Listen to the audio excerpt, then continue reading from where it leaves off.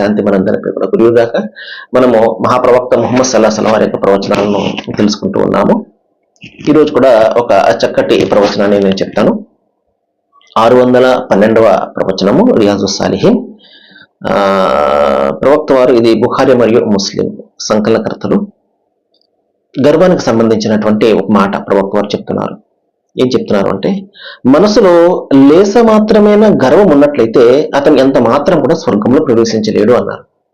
గర్వం, మనిషికి గర్వం ఎప్పుడు వస్తుందంటే, అతనికి ఏదైనా ఉన్నప్పుడు, అహంకారం ఉన్నప్పుడు, ఇతరులు తక్కువ అని భావించినప్పుడు గర్వం ఏర్పడుతుంది కదా. కాబట్టి మనసులో కొద్దిగా గర్వం పడే హక్కు ఎవరికి ఉంటుందండి? ప్రపంచంలో, ఈ విశ్వంలో గర్వపడే హక్కు ఎవరికి ఉంటుంది? సృష్టికర్తకి మాత్రమే ఉంటుంది. ఏమంటే దైవానికి మాత్రమే గర్వపడే హక్కు ఉంటుంది. ఎందుకంటే దానికి ఆయనకు అర్హుడు. మనకేం అర్హత ఉంటుంది గర్వపడే హక్కు? ఎందుకంటే ఈ జీవితం మంది కాదు, ప్రాణం మంది కాదు కదా, ఆయన ఇచ్చిందే కదా.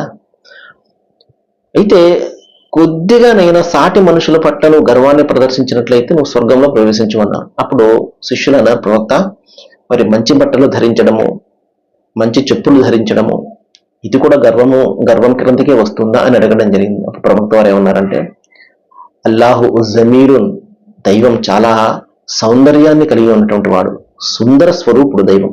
సరే, ఆ స్వరూపం ఏమిటో మనకు తెలియదు.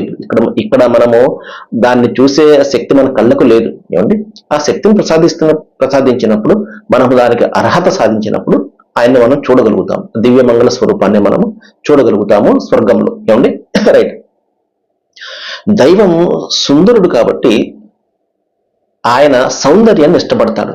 కాబట్టి బట్టలు మంచి ధరించడము, చెప్పులు మంచి ధరించడము ఇవి కాదు అహంకారం అంటే.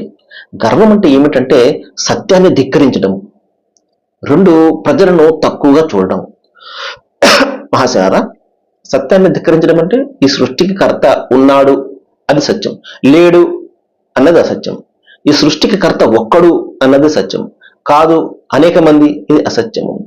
సృష్టికర్త అయినటువంటి దైవం ఎలాగుంటాడు ఎవరికి తెలియదు, ఇది సత్యం. లేదు, ఆయన ఎలా ఉంటాడు అలాగుంటాడు అని చెప్పేసి ఒక స్వరూపాన్ని కల్పించడం, ఇది అసత్యం. ఈ విధంగా మనిషి తెలుసో తెలియకో దైవానికి సంబంధించి అనేక అసత్యాలు కల్పిస్తూ ఉంటాడు.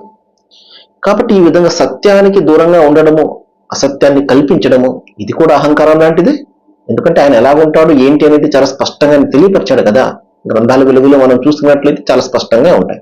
ఏమండి, అదేవిధంగా ఇతరులను తక్కువగా చూడడము, డబ్బులో తక్కువ, లేకపోతే కులంలో తక్కువ, మతంలో తక్కువ, ప్రాంతంలో తక్కువ, భాషలో తక్కువ, ఈ విధంగా నాకంటే తక్కువ అని అతను ఆ ఏహ్య భావాన్ని కలిగి ఉండడం, ఇది కూడా గర్వం కిందకి వస్తుందని ప్రముఖంగా చెప్పడం జరిగింది.